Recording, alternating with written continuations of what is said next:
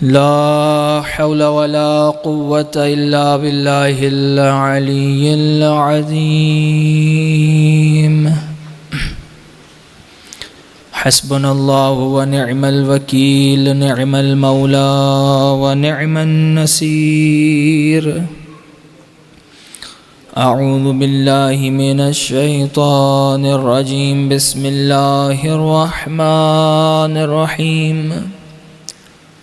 الحمد لله الذي لا يبلغ مدحته القائلون ولا يحصي نعماءه العادون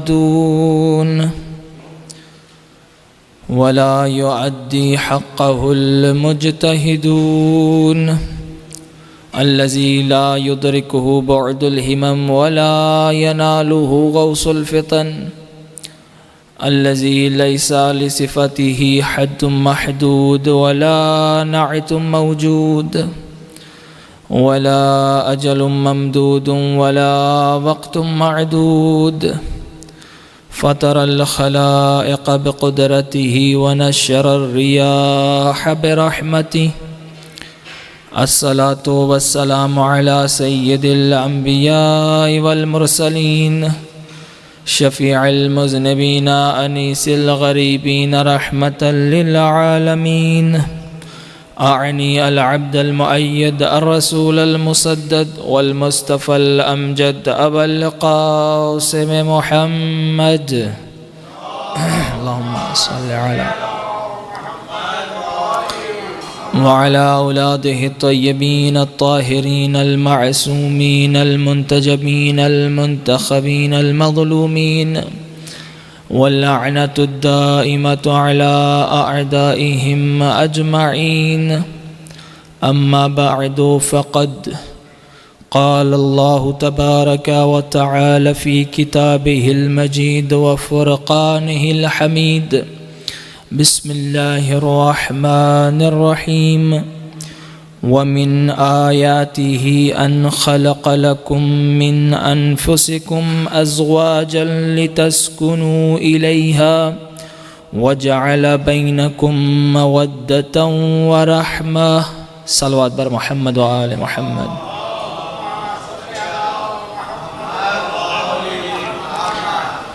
مومنین کرام، سب سے پہلے دعا گو ہیں کہ خداوند عالم آپ تمام مومنین و مومنات کا یہاں جمع ہونا اپنی بارگاہ میں عبادت شمار فرمائے۔ آج جن مومنین نے افطاری کا اہتمام کیا، پروردگار ان کا رزق، مال، جان، عزت، آبرو میں اضافہ فرمائے۔ پروردگار ان کی اس سعی کوشش کو اپنی بارگاہ میں قبول فرمائے۔ اس مجلس کے صدقے میں، اس ذکر کے صدقے میں پروردگار ان کے مرحومین کی بخشش فرما۔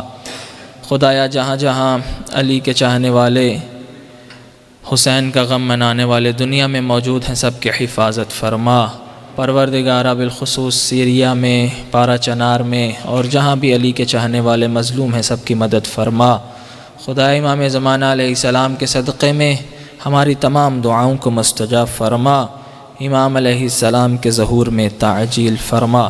تمام دعاؤں کی قبولیت کے لیے بآواز بلند صلوات۔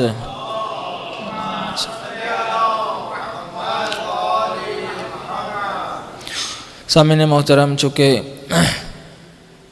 ایام رحلت سیدہ خدیجہ کبریٰ سلام اللہ علیہا، تو اس حوالے سے ہم اپنی گفتگو جاری رکھ رہے ہیں کہ جناب خدیجہ سلام اللہ علیہا کا مقام خدا کے ہاں کیا ہے۔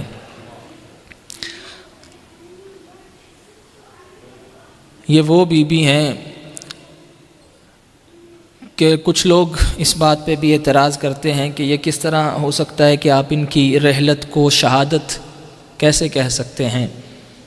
تو ان لوگوں کے لیے رسول کی ایک حدیث کہ جس میں آپ نے فرمایا من مات علی حب آل محمد مات شہیدا، کہ جو اس حالت میں اس دنیا سے جائے کہ اس کے دل میں آل محمد کی محبت ہو، وہ مرتا نہیں ہے بلکہ حدیث کی روح سے وہ شہید ہے۔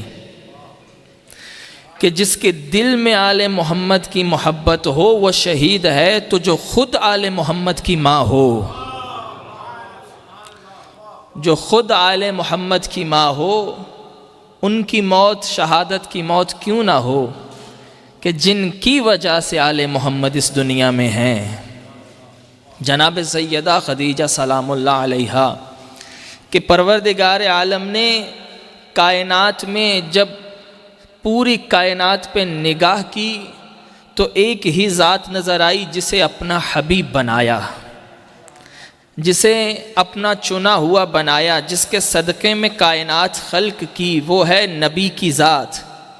یعنی نبی وہ ہے جسے اللہ اپنا حبیب کہے، اللہ اپنا چنا ہوا کہے، اللہ اپنا انتخاب کہے۔ یعنی جو اللہ کا انتخاب ہو وہ ہے محمد، اور جو محمد کا انتخاب ہو وہ ہے خدیجۃ الکبریٰ۔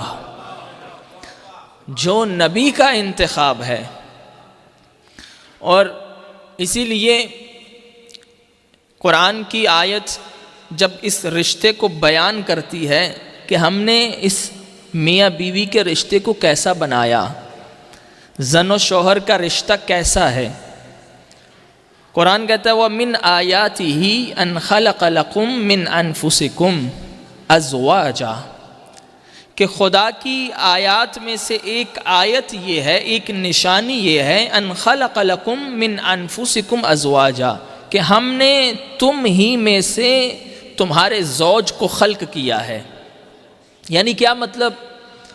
اللہ کی مختلف مخلوقات ہیں، جیسے فرشتے ہیں، جن ہیں، انسان ہیں۔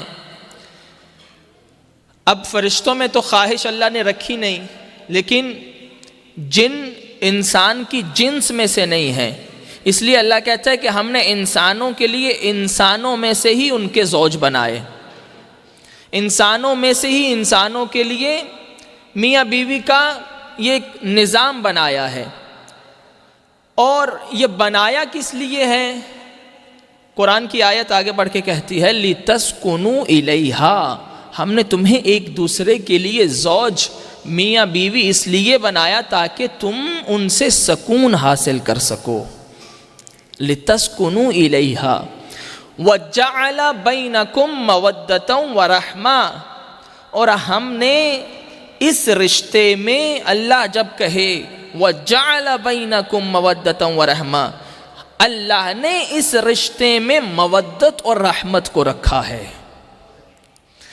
یعنی وہ مودت جو اللہ نے اہل بیت کے لیے مانگی، وہی مودت اللہ نے اس رشتے میں رکھی ہے۔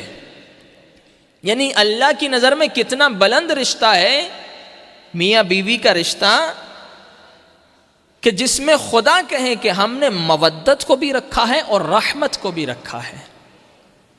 اب یہ دنیا میں سب سے عظیم رشتے جو خدا نے بنائے وہ کون سے رشتے ہیں؟ اگر آپ تاریخ بشر میں نگاہ کریں، سب سے عظیم ہستی رسول اللہ کی ذات، سب سے عظیم ہستی، اور وہی ہستی جب اپنے لیے سکون تلاش کرنا چاہے،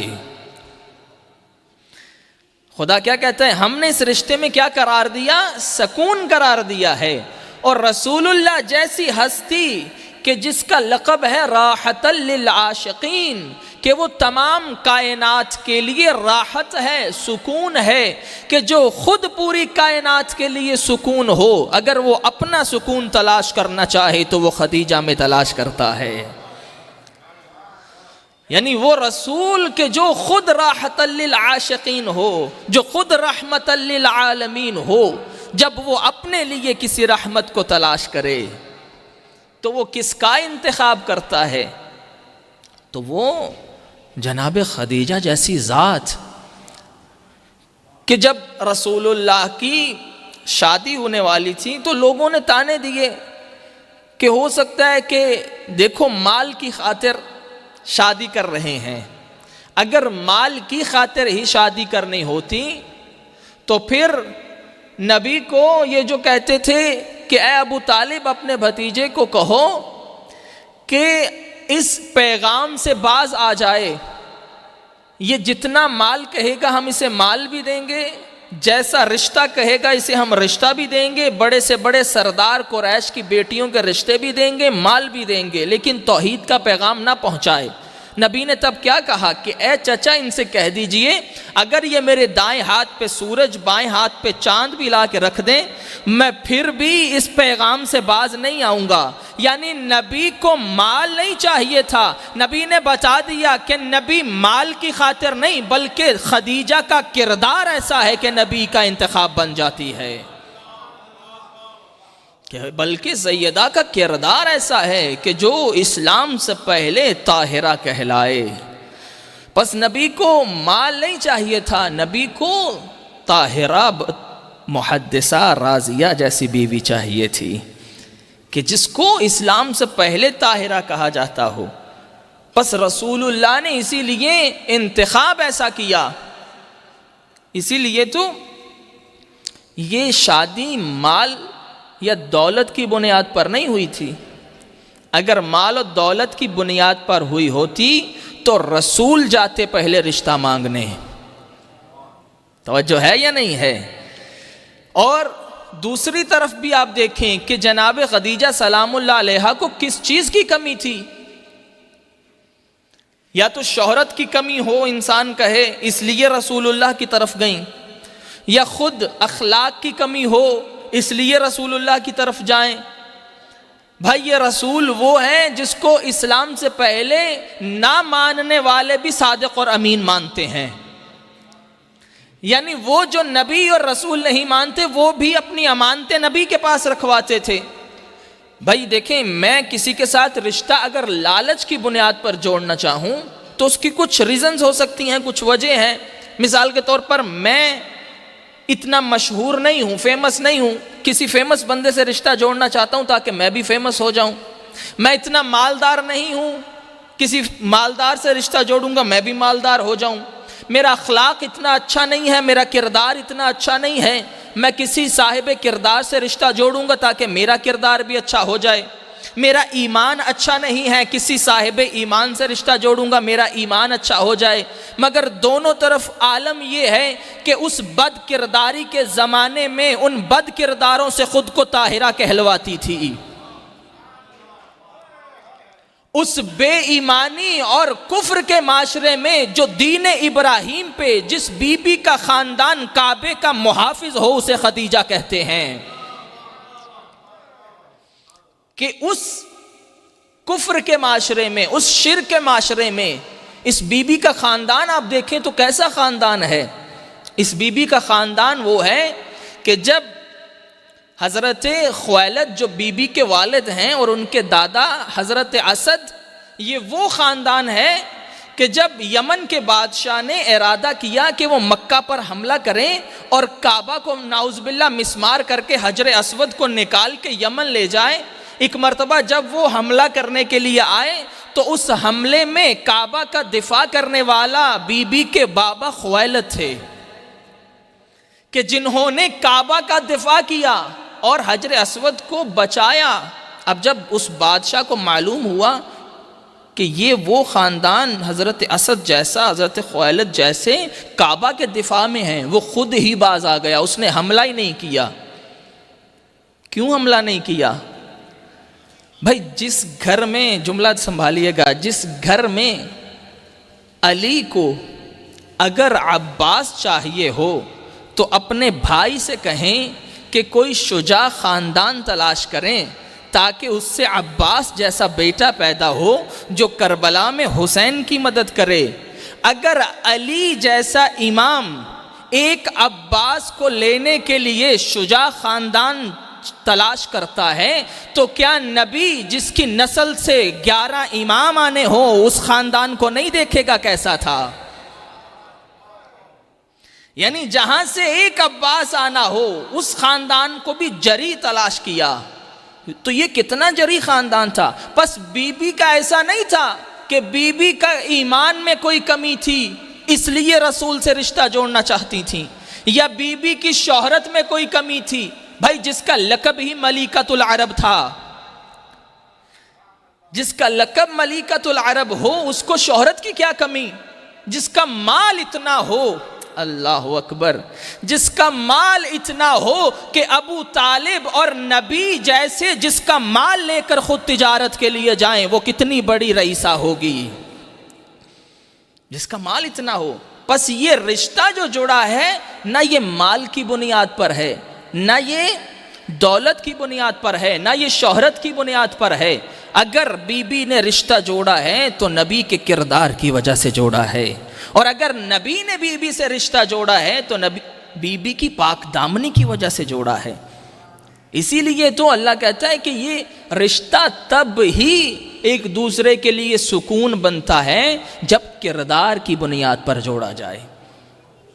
لوگ آ کر سوال کرتے ہیں مولانا صاحب کیا کریں، شادی ہوئی، شادی میں 2 مہینے 4 مہینے بڑے اچھے گزرے، 1 سال بڑا اچھا گزرا، اس کے بعد مسلسل لڑائیاں، مسلسل ایک دوسرے سے ناراضگی، مسلسل بے احترامی۔ وجہ کیا ہے؟ کیونکہ ہمارے رشتوں کی بنیاد ہی قرآن کے خلاف ہوتی ہے۔ ہمارے رشتوں میں سکون کیوں نہیں ہے؟ اس لیے نہیں ہے کیونکہ بنیاد غلط ہے، ہمارا انتخاب غلط ہے۔ اسی لیے تو رسول اللہ نے اور ائمہ اہل بیت نے بتایا کہ جب تم شادی کے لیے آمادہ ہو رہے ہو تو یہ دیکھو تم انتخاب کسے کر رہے ہو، لڑکی کس لڑکے کو انتخاب کر رہی ہے، لڑکا کس لڑکی کو انتخاب کر رہا ہے۔ رسول اللہ نے فرمایا اگر تم کسی کو مال یا اس کے حسن کی بنیاد پر انتخاب کرتے ہو تو پھر فقط تمہیں مال اور حسن ملے گا، دین اور خوشی اور سکون نہیں ملے گا۔ فرمایا اگر تم کسی کو دینداری کی بنیاد پر منتخب کرو تو اللہ تمہیں حسن بھی دے گا، مال بھی دے گا، دین بھی دے گا۔ ہمارا انتخاب غلط ہے۔ سب سے پہلی چیز جو ائمہ علیہ السلام نے بتائی، فرمایا پہلے اس کا ایمان دیکھو کہ وہ صاحب ایمان بھی ہے یا نہیں ہے۔ اسی لیے تو نبی نے فرمایا کہ بے نمازی کو خبردار اپنی بیٹی کا رشتہ نہ دو، اور پھر فرمایا کہ جو بندہ کہا دیندار نہ ہو، دیندار ہونے سے مراد یہ نہیں ہے کہ مثال کے طور پر وہ کلمہ تو پڑھتا ہے، وہ مولا کا نام تو لیتا ہے، لیکن بس وہ 10 دن کا شیعہ ہو، اس کا دین اور ایمان اس کی فقط زبان تک ہو، ایسا نہیں۔ دیندار کون ہے؟ دیندار وہ ہے جو دین پر عمل پیرا ہوتا ہے، دین پر عمل کرتا ہے۔ توجہ کیجئے گا، رسول اللہ نے فرمایا وہ شخص کہ جو بے دین ہے اگر وہ تم سے تمہاری بیٹی کا رشتہ مانگے تو اسے رشتہ نہ دو۔ اور پھر فقط اتنا نہیں ہے، فرمایا جہاں تم اپنا رشتہ جوڑ رہے ہو، انتخاب کر رہے ہو، فرمایا اس خاندان کو بھی دیکھو، کس خاندان میں جا رہے ہو۔ روایت کہتی رسول اللہ نے فرمایا کہ اس سبز گھاس سے بچو جو گندگی پہ اگتی ہے۔ پوچھا یا رسول اللہ اس کا کیا مطلب؟ کہا وہ خوبصورت عورت کہ جو ایسے خاندان میں پرورش پائے جو خاندان دیندار نہ ہو۔ یعنی خاندان کو بھی دیکھیے، سب سے پہلا مرحلہ کیا ہے انسان کا؟ دینداری، ایمان۔ امام رضا علیہ السلام، اللہم صلی علی محمد وعلی محمد، امام سے کسی نے پوچھا کہ مولا ایک شخص ہے جو میری بیٹی کا رشتہ مانگ رہا ہے لیکن وہ بد اخلاق ہے۔ امام نے فرمایا اسے منع کر دو۔ یعنی بے نمازی ہونا تو دور کی بات، فرمایا بد اخلاق ہے، اس کا اخلاق اچھا نہیں ہے۔ امام نے فرمایا بد اخلاق کو بھی اپنی بیٹی کا رشتہ نہ دو۔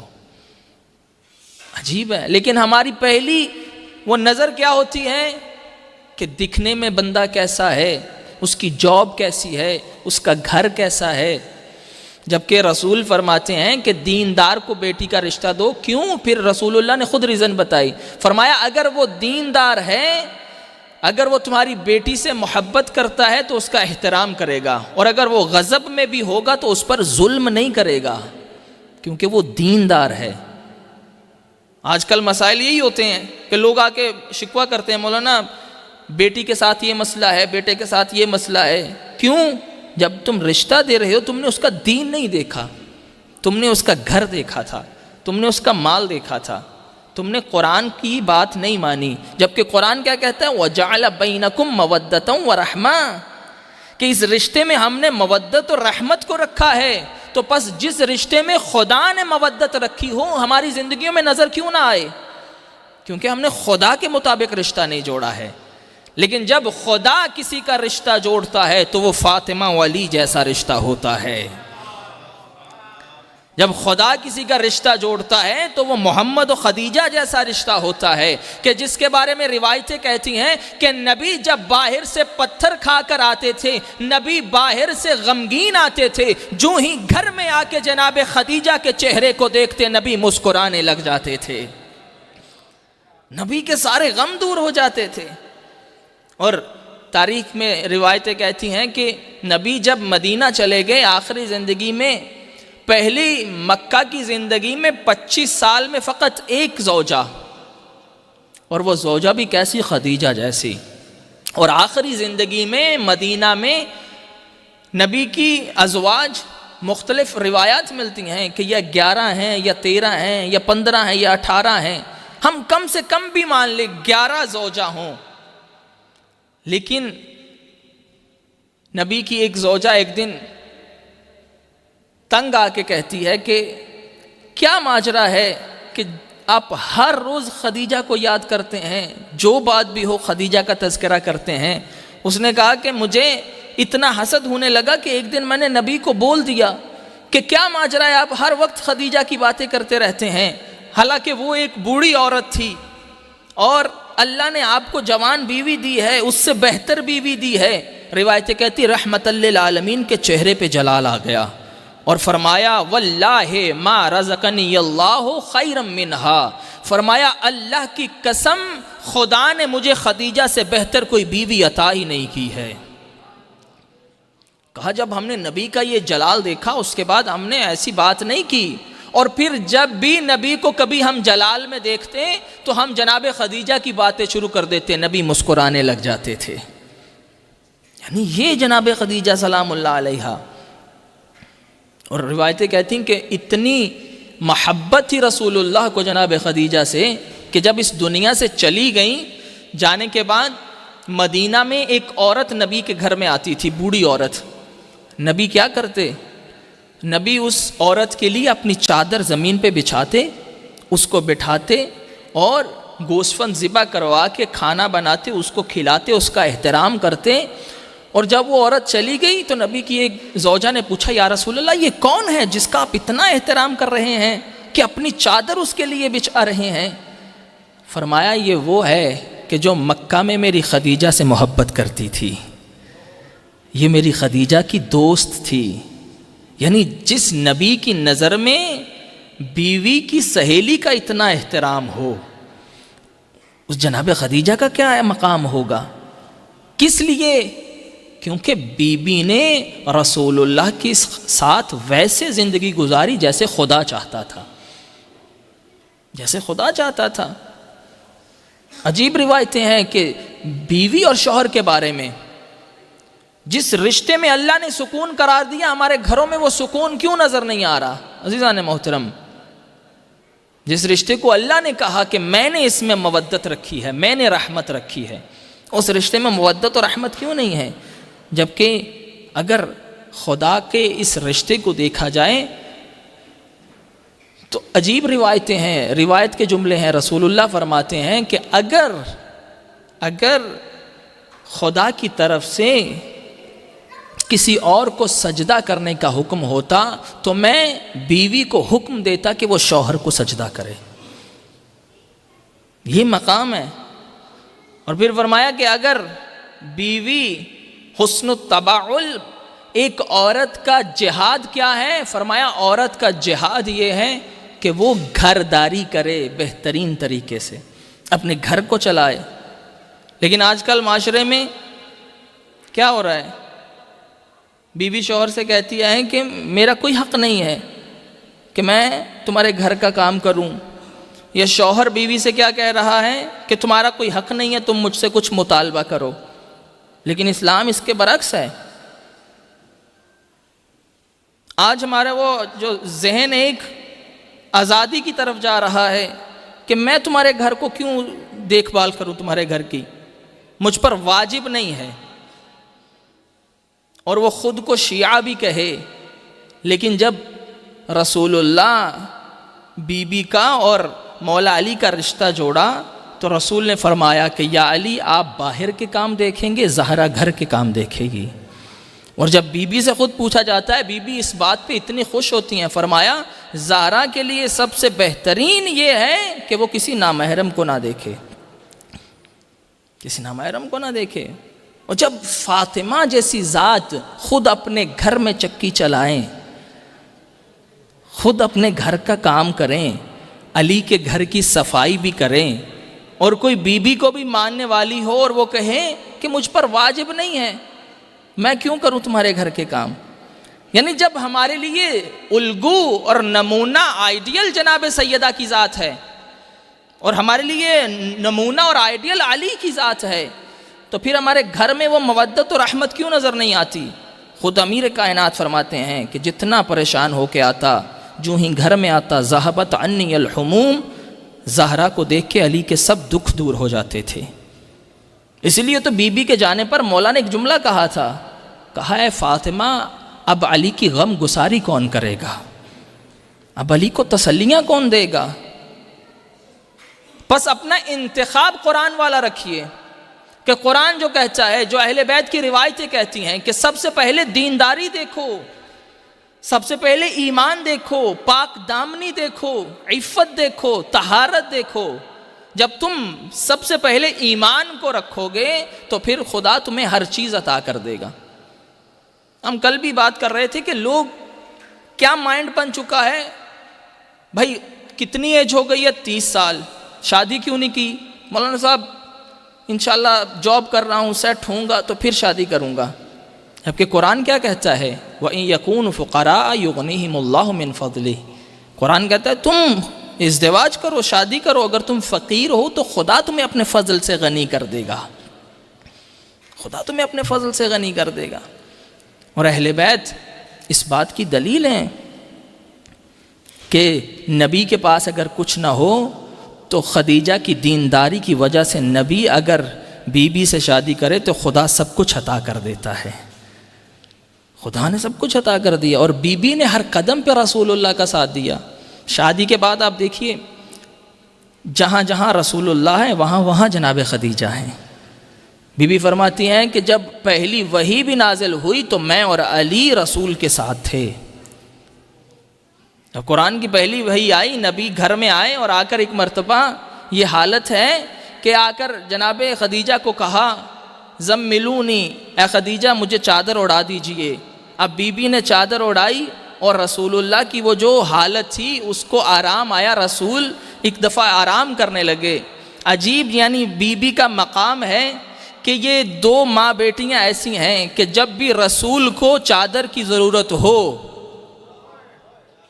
یہ شیعہ سنی روایتوں نے لکھا ہے کہ رسول جب وحی کے بعد گھر میں آئے تو بی بی سے کہا مجھے اپنی چادر اڑا دو، یعنی جب بھی رسول کو چادر کی ضرورت ہو، جب بھی رسول کو اپنے بدن میں ضعف محسوس ہو، یا ماں خدیجہ سے چادر مانگتا ہے یا بیٹی فاطمہ سے چادر مانگتا ہے۔ اور کتنی عظیم چادر ہے کہ اگر یہی چادر اوڑے تو کبھی خدا کہے یا ایھا المزمل، اور کبھی اگر بیٹی کی چادر اوڑے تو خدا کہے انما یرید اللہ لیذھب عنکم الرجس اہل البیت ویطہرکم تطہیرا۔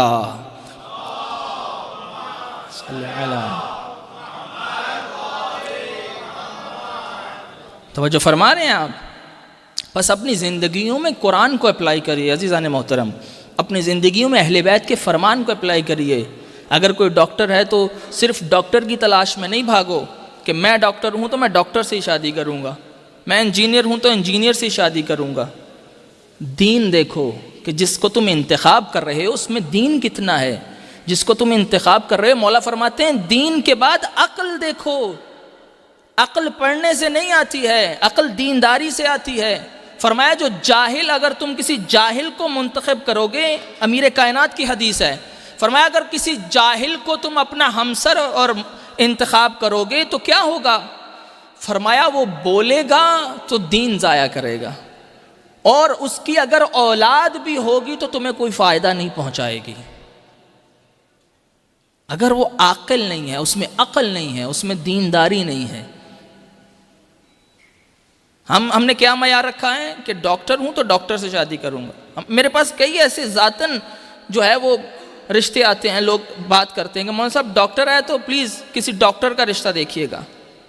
آج تک واللہ آج تک اس 14-15 سال کی زندگی میں شاید ہی کوئی لوگ ہوں کہ جو آ کر کہیں کہ مولانا میں نے بیٹی کا رشتہ کرنا ہے، کوئی دیندار رشتہ ہو تو مجھے بتانا۔ جبکہ رسول کیا کہتے ہیں کہ اگرچہ غریب کیوں نہ ہو، دیندار تلاش کرو، بے نمازی نہ ہو، بد اخلاق نہ ہو۔ دعا ہے پروردگار عالم ہم سب کو جیسا وہ چاہتا ہے ویسا بننے کی توفیق عطا فرمائے، اور اسی دین کو پہنچانے کے لیے رسول اللہ نے اور اہل بیت نے بڑی قربانیاں دیں۔ عزیزان محترم، جناب خدیجہ سلام اللہ علیہا بی بی نے اپنا سب کچھ قربان کیا رسول پر، اور یہی تربیت کی جناب سیدہ نے اپنی بیٹی کی کہ اس فاطمہ نے اپنا سب کچھ قربان کر دیا علی پر۔ جس طرح خدیجہ مدافع محمد بنی، نبی کا دفاع کرتی رہیں مشرکوں اور کافروں سے، اسی طرح اس بی بی کی بیٹی بھی علی کا دفاع کرنے کے لیے مدینہ میں ہر دروازے پہ جاتی تھی۔ اجرکم اللہ۔ اہل بیت کی اس مصیبت پر انسان گریہ نہ کرے تو کیا کرے کہ اس گھر میں کچھ ایسی بیٹیاں ہیں کہ جن پر بڑا ظلم کیا گیا۔ ایک خدیجہ کی بیٹی، ایک حسین کی بیٹی، کہ روایتیں کہتی ہیں کہ جب رسول اللہ بی بی خدیجہ کو دفنا کے واپس آئے تو جناب سیدہ کی حالت غیر تھی۔ جناب سیدہ بابا سے پوچھتی تھی بابا میری ماں کو کہاں چھوڑ آئے ہیں؟ بی بی کو تسلی دینے کے لیے حضرت جبرائیل آتے تھے اور جناب سیدہ کو تسلیاں دیتے تھے۔ میں کہوں گا بی بی آپ کا کیا مقدر ہے، جب آپ کی ماں دنیا سے جائے تو تسلیاں دینے کے لیے جبرائیل آئے، جب آپ کے بابا دنیا سے جائیں تسلیاں دینے کے لیے علی موجود ہوں، مگر میں قربان حسین کی یتیمہ پر۔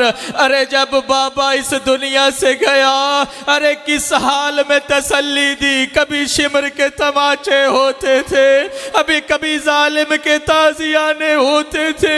اسی لیے امام کہتے میرا سلام ہو اس چہرے پر، کربلا سے کوفہ، کوفہ سے شام، جس کے رخساروں کا رنگ تبدیل ہوتا رہا۔ اجرکم اللہ زہرا آزادارو، یہ وہ بی بی ہے کہ جب بابا اس دنیا سے گئے، ارے بی بی دیکھ رہی ہے بابا کے گلے پر کند خنجر چل رہا ہے، ارے وہ سکینہ جو آگے بڑھ کے بابا کو بچانا چاہتی ہے، ارے شمر لعین کا ہاتھ ہے، سکینہ کے رخسار ہے۔ ارے زدارو سنو گے جملہ، یہی وہ سکینہ ہے۔ ایک مرتبہ روایت کہتی 11 محرم، ارے جب بیویوں کو لاشوں سے جدا کیا گیا، ارے ہر بی بی کو جناب زینب نے جدا کیا، لیکن ایک حسین کی یتیمہ ہے جو بابا کے لاشے سے جدا نہیں ہوتی۔ شمر نے اپنے غلام کو بھیجا، کہا جاؤ اس بچی کو جدا کرو، لیکن بچی جدا نہیں ہوئی۔ اس نے پھر سے غلام کو بھیجا، بچی جدا نہیں ہوئی۔ اب روایتیں کہتی یہ ظالم خود آگے بڑھا، اللہ جانے کس عالم میں بی بی کو جدا کیا۔ ارے سکینہ جب بھی سوتی تھی، ارے شمر کے خوف سے جاگ جاتی تھی، او بھیا سجاد، او مجھے شمر کے تماچوں سے بڑا ڈر۔ الا لعنت اللہ علی القوم الظالمین۔